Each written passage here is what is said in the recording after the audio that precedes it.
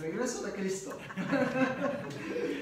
Pablo está hablándole a esta iglesia pequeña, bebé, apenas tenía 1 año, y la iglesia tenía en su corazón y se preocupaba y esperaba ansiosamente el regreso de Cristo. Y Pablo enseña en estos capítulos 4 y 5 en cuanto a una doctrina que la iglesia cristiana ha enseñado por muchos años, la doctrina de el rapto, el arrebatamiento de la iglesia. Y el domingo pasado veíamos qué es el rapto, quiénes van a participar, cómo va a suceder, qué va a pasar, qué de los que murieron, qué de los que vivimos. Y Pablo entra en detalles y dice: esto es lo que va a suceder. El Señor mismo dice: con voz de ángel, con voz de arcángel y con trompeta de Dios descenderá del cielo, y los muertos en Cristo resucitarán. Y luego nosotros, los que hayamos quedado, los que estamos vivos, vamos a ser transformados en el aire. Y lo vamos a encontrar en las nubes. En un abrir y cerrar de ojos, todo esto va a suceder.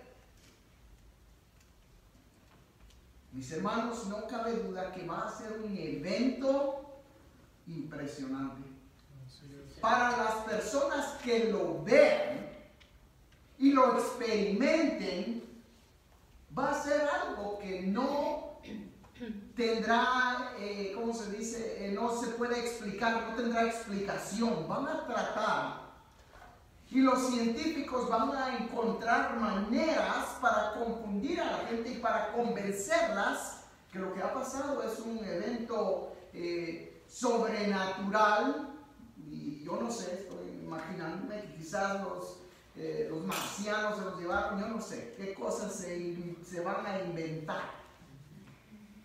Pero van a haber cristianos, que se van a quedar. Y ellos van a saber lo que sucedió. Y en ese momento va a ser muy tarde. Ahora, nos quedamos la semana pasada en cuándo va a suceder todo esto. La gente quiere saber. Los discípulos de Jesucristo querían saber cuándo sucederán estas cosas. Y en realidad no lo sabemos. Nadie sabe. Jesucristo mismo dijo: ni los ángeles saben, solo mi Padre. Y mis hermanos, mientras que el hombre desea saber, los cristianos que sabemos que va a pasar, no nos percatamos y no estamos listos a veces. Mi trabajo me ha requerido viajar varias veces, y cada vez que estoy en el aeropuerto me quedo, estoy ahí sentado y me pongo a observar a la gente, cómo andan para arriba y para abajo, corriendo. Tarde, siempre, gente que no puede estar a tiempo. Y yo siempre me ha gustado estar temprano, sea lo que sea. Si es aún para ir a ver una película, ya mis hijos y mi esposa saben, 15 minutos antes que empiece la película, tenemos que estar ya sentados ahí listos, como que no fuéramos a perder la película, ¿verdad?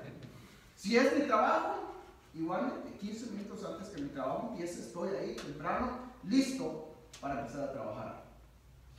Si es de estar aquí, igualmente, a veces 1 hora antes ya estoy aquí, preparando mi corazón, preparando mi espíritu. Hay cristianos que no pueden llegar temprano. No sé qué es, no pueden llegar temprano. Y se pierden la bendición. Se pierde la bendición de los cantos. Se pierde la bendición de estar en comunión con Dios antes que el servicio empiece. Y cuando están en el aeropuerto, se puede ver la gente que nunca llega temprano. Y van corriendo. que van a perder el avión. Y si usted ha estado en la terminal del avión, anuncian, última llamada para el pasajero tal y tal, las puertas se cierran en 10 minutos. Y va la gente, no, espérenme. Como que nos deja el avión. Este mensaje le he titulado El rapto, la última llamada. Mis hermanos, dice el versículo 1, pero acerca de los tiempos y de las oraciones no tenéis necesidad, hermanos, que yo os escriba, porque vosotros sabéis perfectamente que el día del Señor vendrá así como ladrón en la noche. Que cuando digan paz y seguridad, entonces vendrán sobre ellos destrucción repentina, como los dolores a la mujer encinta, y no escaparán. Pablo empieza a hablar aquí y nos relata ¿cuándo será? Lo compara como un ladrón, dice, en cuanto a los tiempos, las fechas, ¿cuándo va a ser? No necesito hablarles, les dice Pablo, porque ya ustedes saben que vendrá como ladrón en la noche. Ahora, Jesucristo mismo dijo que eso iba a pasar, que así iba a venir. Quiero que voltee, que busque conmigo a Mateo capítulo 24. Mateo capítulo 24. Aquí está Jesús hablándole a sus discípulos.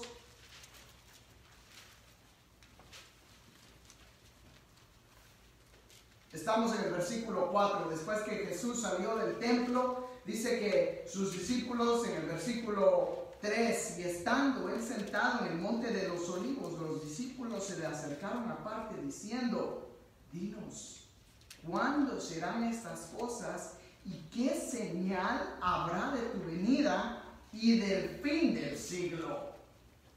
¿No se goza usted que los discípulos hayan preguntado esto? Porque si ninguno lo hubiera preguntado, Jesús quizás no lo hubiera dicho. Sin embargo, Jesús les responde y les dice en el versículo 4, respondiendo Jesús les dijo, mirad, que nadie os engañe, porque vendrán muchos en mi nombre diciendo, yo soy el Cristo, y a muchos engañarán. Y oiréis de guerras y rumores de guerras, mirad que no os turbéis, porque es necesario que todo esto acontezca, pero aún no es el fin. Porque se levantará nación contra nación y reino contra reino, y habrá pestes y hambres y terremotos en diferentes lugares, y todo esto será principio de dolores. Jesucristo empieza a darnos una idea, no nos da una fecha. Jesucristo dice, yo voy a regresar algún día, voy a preparar un lugar para que donde yo esté, vosotros también estéis. Le dicen los discípulos, ¿cuándo? ¿Cuándo vas a restaurar? ¿Cuándo va a suceder esto? Jesús dice, que nadie nos engañe. Y empieza a dar estas señales.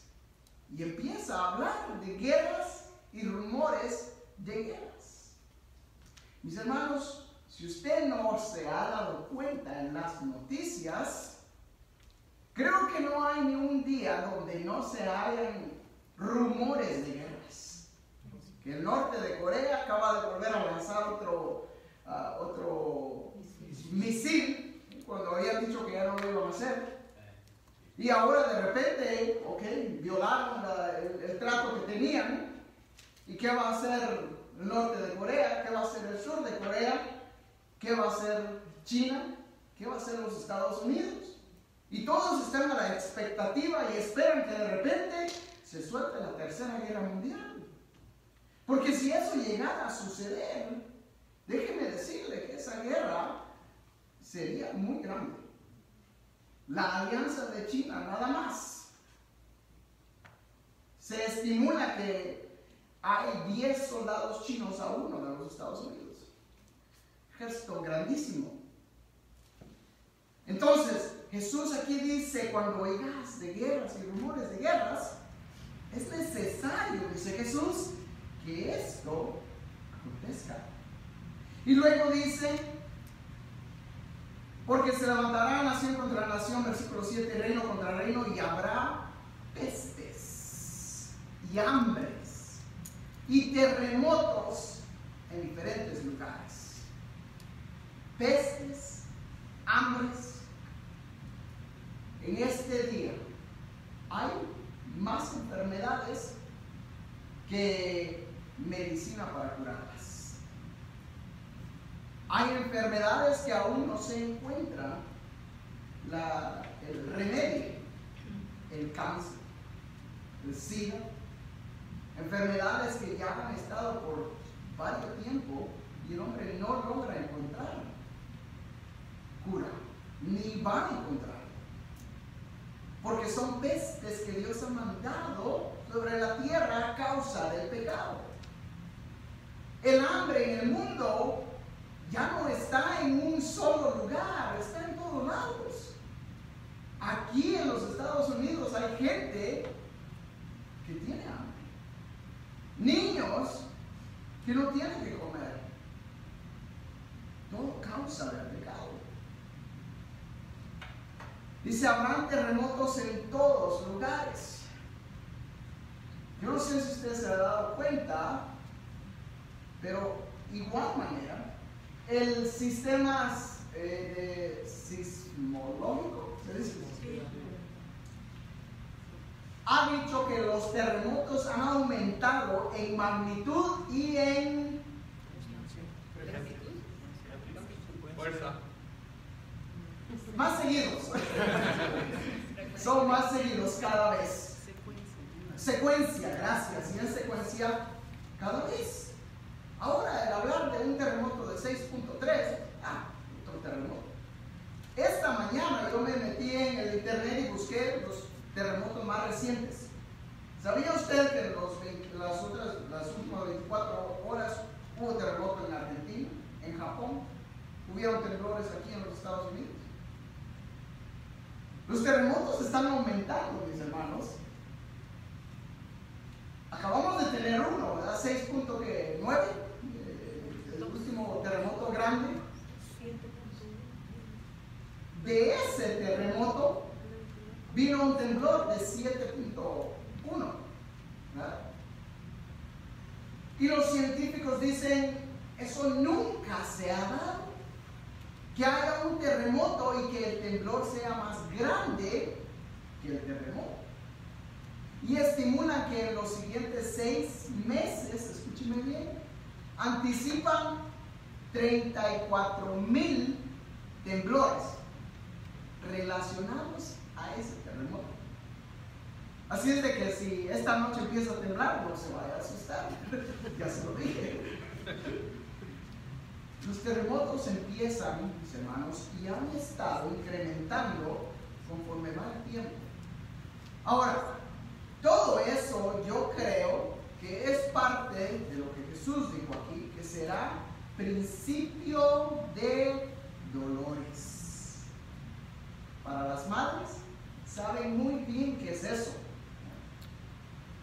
Porque cuando una mujer está esperando un hijo, los dolores, las contracciones empiezan desde el primer trimestre.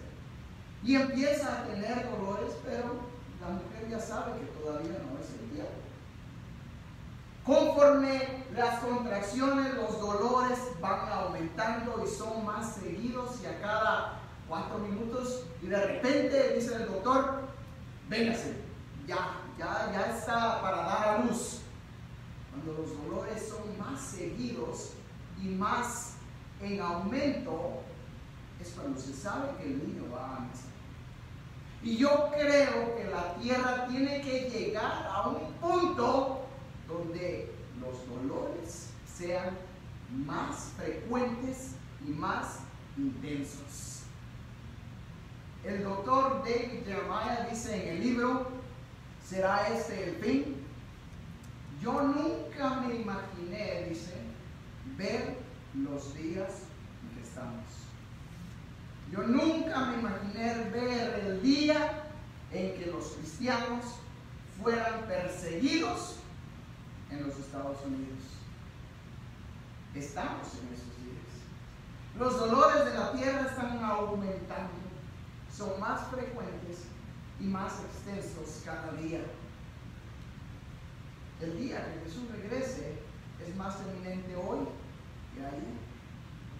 A cualquier hora, cualquier momento, Cristo va a regresar y nadie lo sabe. Pasa al versículo 29 del mismo capítulo de Mateo 24 y dice: inmediatamente después de la tribulación de aquellos días el sol se oscurecerá y la luna dará su resplandor y las estrellas caerán del cielo y las potencias de los cielos serán conmovidas. Entonces aparecerá la señal del Hijo del Hombre y entonces lamentarán todas las tribus de la tierra y verán al Hijo del Hombre viniendo sobre las nubes del cielo con poder y gran gloria. Esta es la segunda venida de Cristo. Y enviará a sus ángeles con gran voz de trompeta y juntará a sus escogidos de los cuatro vientos desde un extremo del cielo hasta el otro. De la higuera aprended la parábola para cuando ya las ramas están tiernas y brotan las hojas, sabéis que el verano está cerca. Así también vosotros, cuando veáis todas estas cosas, conoced que está cerca a las puertas. De cierto os digo que no pasará esta generación hasta que todo esto acontezca. Las señales que Jesús está hablando aquí son de la segunda venida de Cristo. Hay señales, mis hermanos, de la gran tribulación que se están dando hoy mismo. La batalla de Gog y Magog, que la palabra de Dios habla, que es una coalición de Rusia y otras naciones que van a atacar a Israel del norte, ya está formada. La coalición ya está hecha. Ya están en Siria esperando que se dé la orden. Esperando que en Israel salga algo de suficiente valor, lo cual hay mucho que podemos hablar, para que ellos ataquen. Ese ataque va a suceder durante la gran tribulación. Si la coalición ya está preparada, ya está lista, ya está en el lugar donde debe de estar y no va a suceder hasta la gran tribulación, quiere decir que Cristo viene por su iglesia muy, muy pronto. Amén. Sigue diciendo el versículo 35, el cielo y la tierra pasará, pero mis palabras no pasarán. Pero el día y la hora nadie sabe, ni aun los ángeles de los cielos, sino solo mi Padre. Mas como en los días de Noé, así será la venida del Hijo del Hombre. Porque como en los días antes del diluvio estaban comiendo, bebiendo y casándose y dando el casamiento hasta el día en que Noé entró en el arca, y no entendieron hasta que vino el diluvio y se los llevó a todos, así será también la venida del Hijo del Hombre, como en los días de Noé. ¿Cómo eran los días de Noé? Tenemos que regresar a Génesis capítulo 6. Vaya conmigo a Génesis capítulo 6. Versículo 5 dice: y vio Jehová que la maldad de los hombres era mucha en la tierra, y que todo designio de los pensamientos del corazón de ellos era de continuo solamente el mal. Y se arrepintió Jehová de haber hecho el hombre en la tierra, y le dolió en su corazón. Y dijo Jehová: raeré de sobre la faz de la tierra a los hombres, para que he creado desde el hombre hasta la bestia, hasta el reptil y las aves del cielo, pues me arrepiento de haberlos hecho.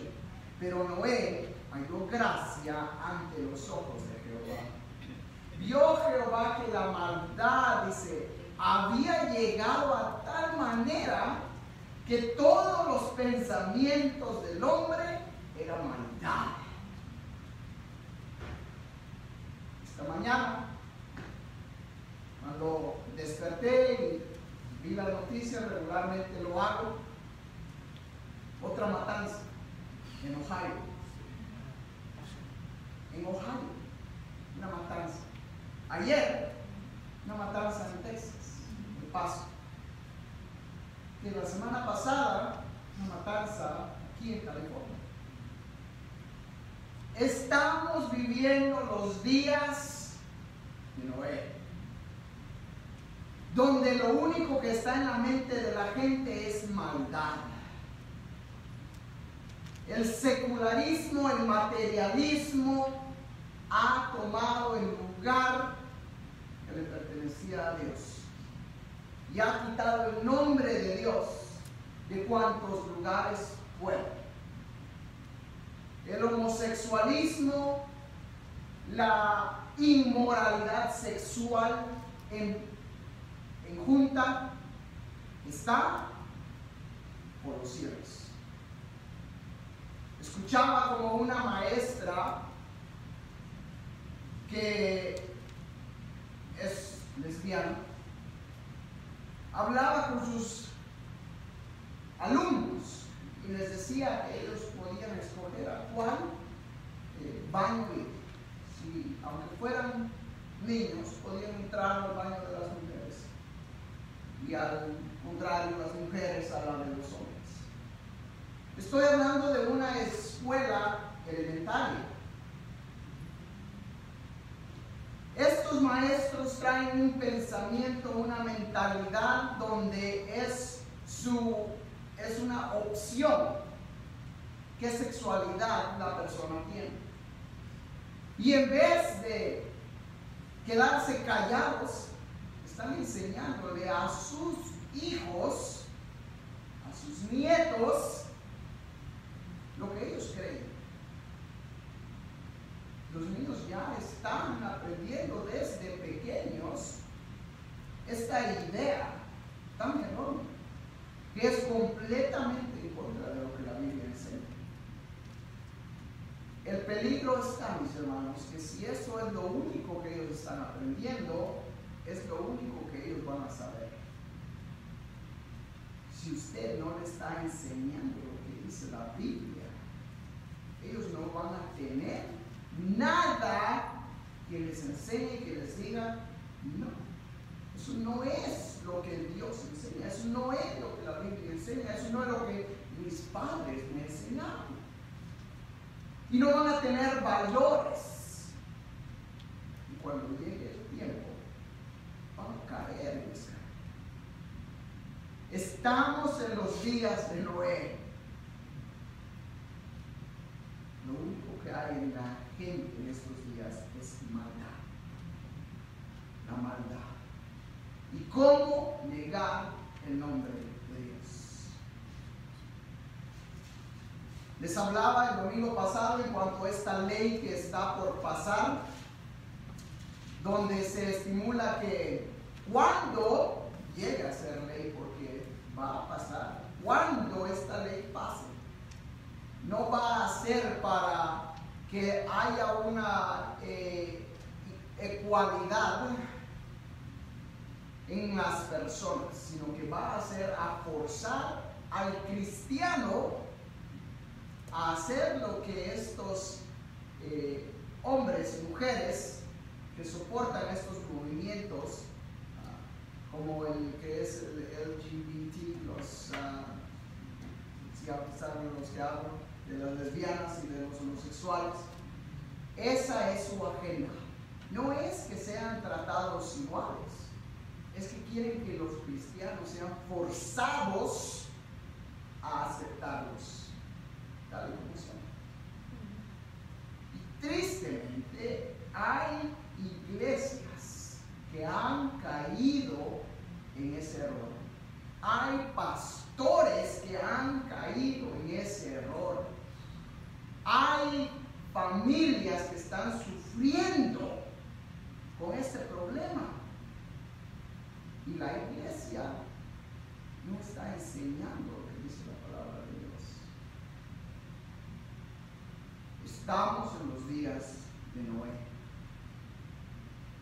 Noé predicó por 120 años y ninguno ninguno aceptó el mensaje, solo su familia.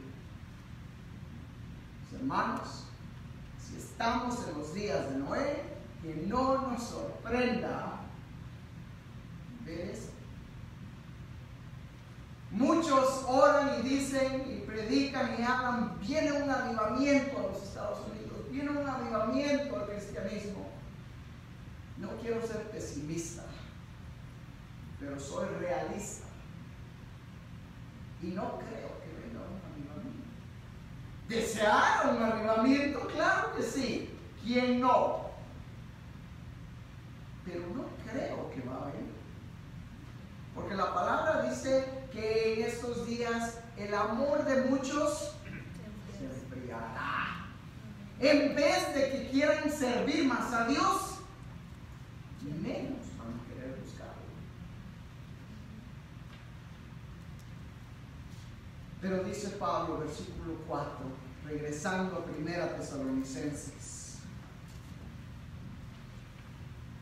mas vosotros, hermanos, no estáis en tinieblas, para que aquel día os sorprenda como ladrón. Porque todos vosotros sois hijos de luz e hijos del día, no somos de la noche ni de las tinieblas. Por tanto, no durmamos como los demás, sino velemos y seamos sobrios. Pues los que duermen de noche duermen, y los que se embriagan de noche se embriagan.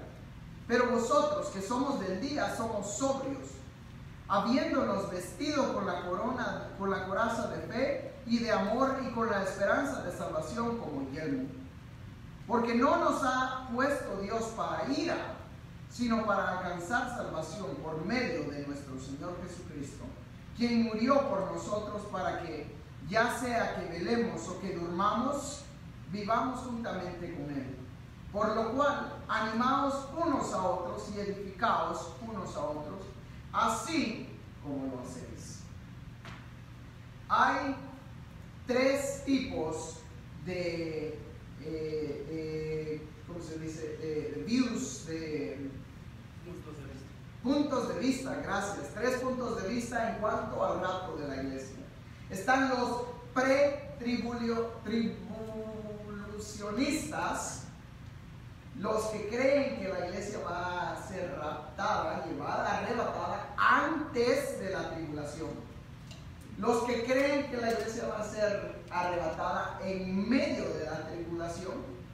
Y los que creen que la iglesia va a permanecer por la tribulación y va a ser arrebatada después de la tribulación. Nosotros somos pre-tribulacionistas. Creemos que la iglesia va a ser arrebatada antes de la gran tribulación. ¿Por qué creemos eso? Porque dice Pablo aquí que no nos ha puesto Dios para ira. La tribulación es la ira de Dios sobre la tierra, sobre las personas que no lo aceptan. La iglesia ya no está más en ira con Dios, está en paz con Dios. Así es de que a través de la historia Dios siempre ha rescatado a su gente de la ira de Dios y lo va a volver a hacer. Pero como creyentes, nosotros tenemos deberes. Ya sabemos que nos vamos, gloria a Dios, viene Cristo y nos vamos. La iglesia aquí va a estar cerrada. Para los que vengan a buscar, perdone, no estamos hoy, regresen 7 años. Que el Señor la ayude. Nosotros vamos. Y no vamos a dejar de predicar hasta este día. Pero cuando la puerta se cierre, está cerrada. Y hasta ese día tenemos deberes como creyentes.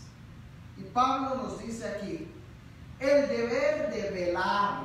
Dice, por tanto no durmamos como los demás, sino velemos y seamos sobrios. Velemos. ¿Qué es estar velando? Estar despierto, estar atento, estar viendo lo que está sucediendo. Yo les sugiero que ustedes sigan El ministerio se llama Olive Tree Ministry. Sería árbol de olivo, ministerios árbol de olivo. Olive Tree Ministries. Este ministerio está llevando los acontecimientos proféticos que se están cumpliendo hoy en día. Si usted no está velando, usted está en un peligro de quedarse bien dormidito. Todo esto está pasando y usted bien tranquilo, bien dormido. Y Cristo viene pronto y usted bien dormido. El cristiano debe de estar velando. Jesucristo mismo, cuando oró en el monte y estaban los discípulos con él, y Jesús regresó a buscarlos y los halló durmiendo y les dijo: ¿no podéis ni siquiera velar conmigo? ¿No podéis orar unas horas conmigo? Hay muchos cristianos que no están velando, no tienen ni idea de lo que está pasando, mientras que las profecías se cumplen en nuestros propios ojos. ¿Qué es estar sobrio? Estar alerta, usar nuestros 5 sentidos. Eso es lo que la embriaguez hace. Quita la habilidad de tener los 5 sentidos y estar alerta.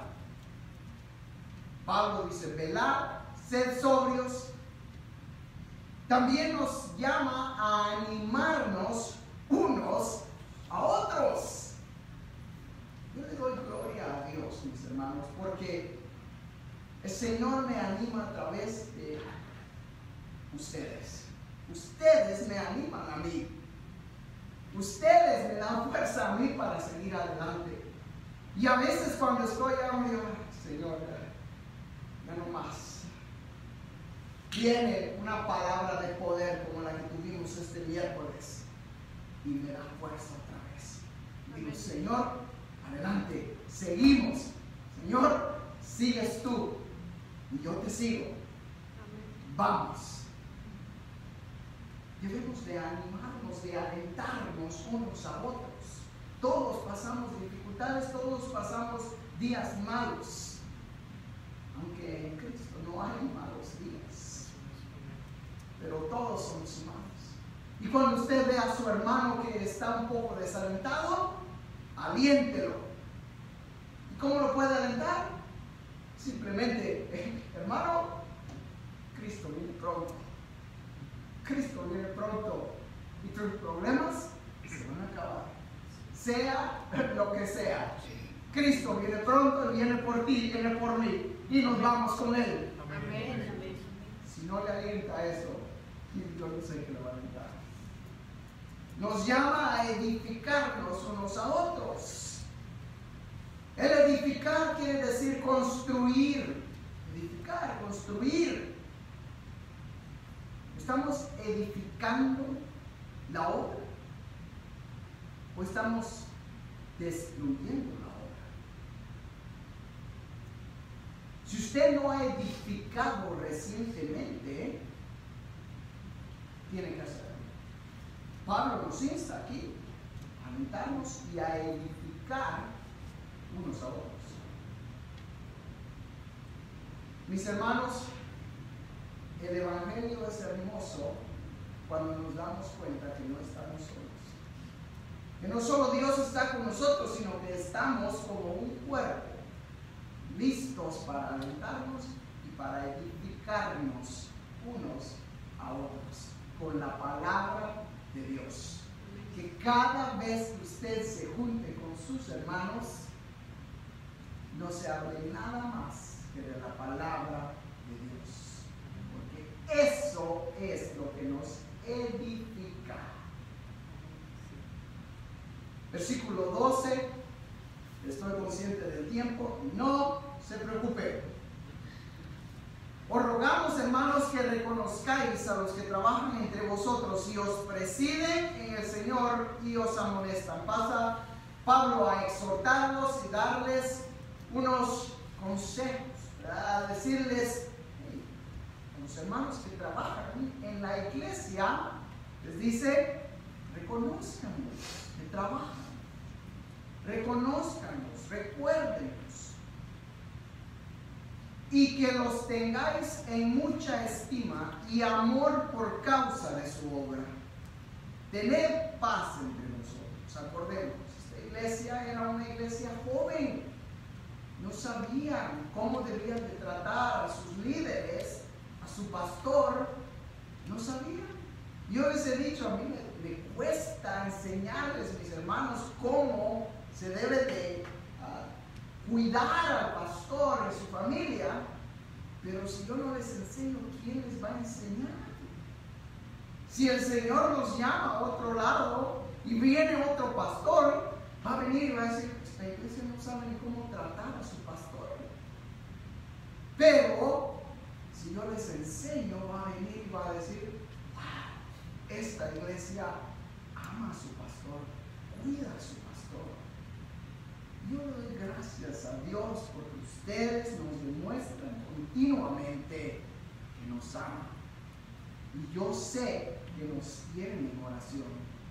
Y yo se los agradezco, mis hermanos. Sigan así. Pero no solo estoy yo.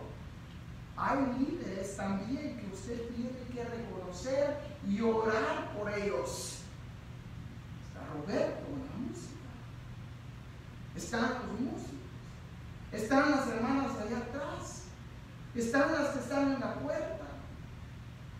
Cada persona que usted ve sirviendo en la obra, usted tiene que reconocerlas y amarlas y agradecerlas por el trabajo que ellos hacen. También nos rogamos, hermanos, que amonestéis a los ociosos. ¿Quiénes son los ociosos? Los haraganes, los que no quieren hacer nada. Que amonestéis a los ociosos.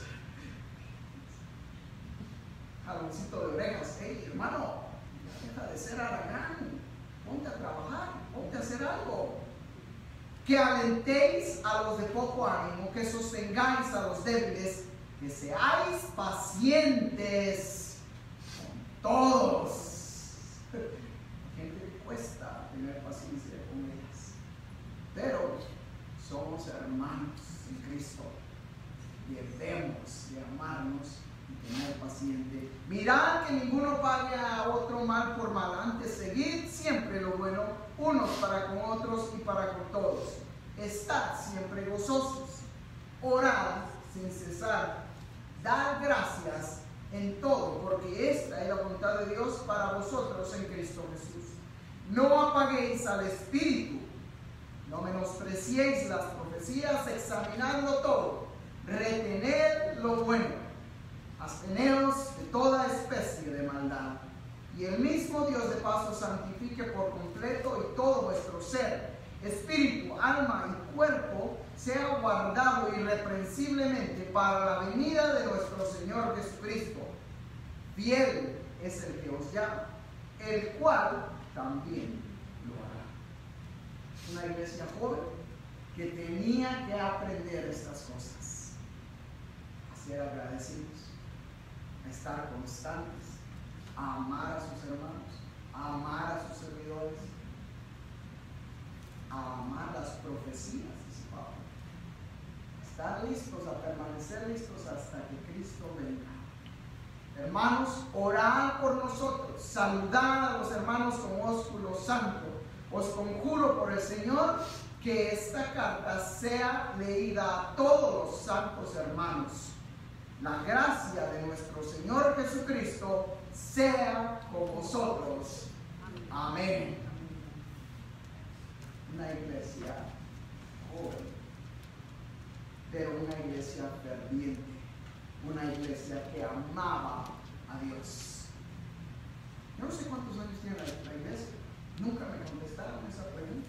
La hice muchas veces. Nunca se me dijo cuántos años tiene esta iglesia. Pero yo la veo como que la iglesia volvió a empezar hace un año. Y si esa es nuestra iglesia, entonces seamos como la iglesia de Tesalonicenses. Una iglesia joven, que ama, que espera la venida del Señor. Amén. Última llamada para el pasajero. ¿Está usted listo? Cuando Cristo venga en las nubes, que estemos todos juntos con Él en ese día. Amén. Que el Señor nos ayude. Amén. Así concluye la primera carta a la iglesia de Tesalónica. Pero hay dos. Así es de que empiece a leerla y estudiarla. Pablo entra en más detalles en cuanto a lo que el mundo va a pasar aquí durante la tribulación. Y entra en unos detalles de la segunda venida de Cristo. Así es de que léalo, estúdielo. Con la ayuda de Dios será nuestro siguiente libro. Incline su rostro. Señor, te damos gracias, Padre, por esta oportunidad que nos das de estudiar un libro más. Gracias por esas